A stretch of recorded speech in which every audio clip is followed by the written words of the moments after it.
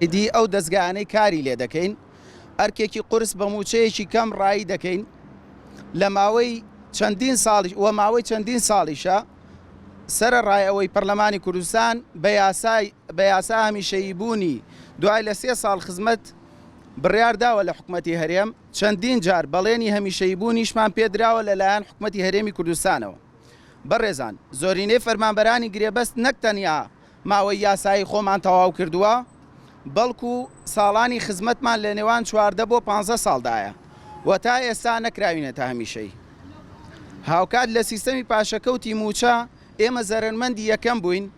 کە بە شێوەی لە 150 موچەمان لێ بردرا و موچەی زۆرینەمان لە نێوان 175,000 هەتاوەکو 300,000 بوو. وەگلاتان ئاشکرایە لە ئێستادا 121 موچەمان لێ دەبڕێت بەبێ ئەوەی هیچ ئیمتیازاتێکی فەرمانبەرانی هەمیشەییمان بۆ ئەژمار بکرێت وەکو دەرماڵەکان. ئێمە وەکو فەرمانبەرێکی پلە 6 حسابمان بۆ کراوە لە لێبڕینی 121 موچە. لە ڕوانگەی ئەو ستەمە زۆرەی لە فەرمانبەرانی گرێبەست کراوە داواکاریەکمان لە چەند خاڵێکە ئاڕاستەی بەڕێستان کردووە داواکارین لە ماوەیەکی کووردا جێبەجێ بکرێت چونکە داوای ڕەوا و دوورن لە هەر بابەتێکی سیاسی. داواکارەکانیشمان لەم چند خاڵەدا یەکەگرێتەوە. داواکارین یەکەم داواکارین ڕوونکردنەوەی تەواومان پێ بدرێ لەبارەی ئەو لیژنەی لە ئەنجومەنی وەزیران پێکێنرا بۆ بە دوواداچوون و وردبینیکردنی کاری بە هەمیشەییکردنی گرێبەستەکان. دووەم بەو پێی ڕێکەوتنێک لەگەڵ حکوومەتی عێراقدا هاتۆتە ئاراوە ئاسۆیەک بۆ ڕێکەوتنیش لەسەر بودجەی ساڵی 2021 هەیە و هەروەها لەو ڕوانگەیەوە لە کاتی بە هەمیشەیی بوونمان موچەی زۆرینەمان کەم دەکات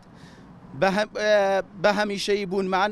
سەرجەم فەرمانبەرانی گرێبەست نزیکەی بڕی 2 ملیار دینار خەرجی دەیژێڕنەوە بۆ حکوومەتی هەرێمی کوردستان. بە زووترین کات داواکارین بە زووترین کات بڕیاری بە هەمیشەیی بوونمان جێبەجێ بکرێت وەک چۆن لە ڕابردووە مامۆسایانی گرێبەست کرانە هەمیشەیی. سێەم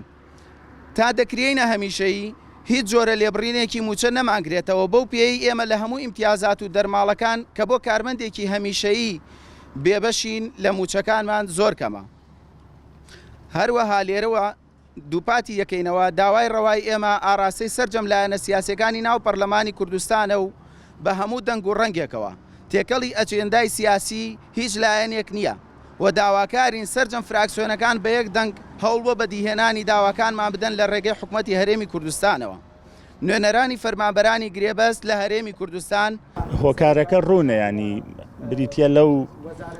100,000 بندیواری کە بە ناڕەوا موچەوەرەگرن بریتە لەو 10,000 هاوڵاتیانەی ڕۆژهەڵات و باکوور و ڕۆژئاوای کوردستان کە لە کاتی هەڵبژاردنەکانە بۆ تەزویر و ساختەکاری ئەیان هێنە باشوورەوانێ بۆیە بەداخەوە نەک گرێبەستەکان هەموو دەرچووی 7 ساڵی زانکۆ پەیمانگاکان بەهۆی بندیوارەکانەوە بەداخەوە ئەمانە بێبەش بوون لە دامەزراندن بۆیە هەتا ئەم سیاسەتە هەبێ کە سیاسەتی هەڵبژاردننی پڕساختەکاری مانەوە لە دەسەڵات بە هەر نرخێک بێ لە ئێستاوە حیزبی سیاسی هەیە نوقڵانی ئەوە لێدا ئێمە بۆ هەڵبژاردننی داهاتوو کورسیەکانمانەکەین بە 50 ئاخر تۆ بە چیەکی بە 50 کورسی بە موچەکات بە پاراستنی سنوورەکانت بە پاراستنی ناوچە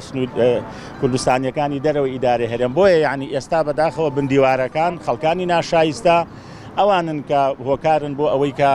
گرێبەستەکان و دەرچووی زانکۆ پەیمانگاکان دانەمەزرێن و ئەو هەموو خەڵکەنە ناومێدیا بمێنێتەوە هەتا ئەم سیاسەتە بەردەوام بێ منەڵم بە تەمای هیچ نەبن.